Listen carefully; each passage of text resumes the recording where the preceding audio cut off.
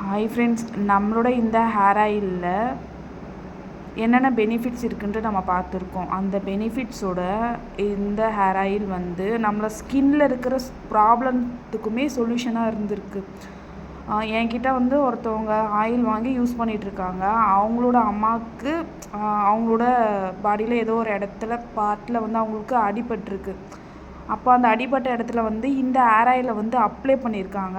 அந்த hair oil apply பண்ண இடத்துல அவங்களுக்கு அந்த புண்ணு வந்து சீக்கிரமாக ஆறியிருக்கு. அந்த பாப்பாவே என்கிட்ட சொல்லிச்சு, அக்கா ஹேர் ஆயில் வந்து ஹேருக்கு மட்டும் சப்போர்ட்டாக இல்லைக்கா, இந்த மாதிரி ஸ்கின்னில் இருக்கிற ப்ராப்ளத்துக்குமே சப்போர்ட்டாக இருக்குது அப்படின்னு சொல்லிட்டு சொன்னாங்க. எனக்கு ரொம்பவே சந்தோஷமாக இருந்துச்சு. இன்னொரு கஸ்டமரும் அப்படி தான் சொன்னாங்க. அவங்களுக்கு ஸ்கின்னில் அந்த அலர்ஜி மாதிரி சொரியாசிஸ் மாதிரி இல்லை, ஆனால் கொஞ்சம் ஸ்கின்னில் ரேஷஸ் மாதிரி ஒரு ஒயிட்டாக ஒரு செதில் மாதிரி இருக்குமா.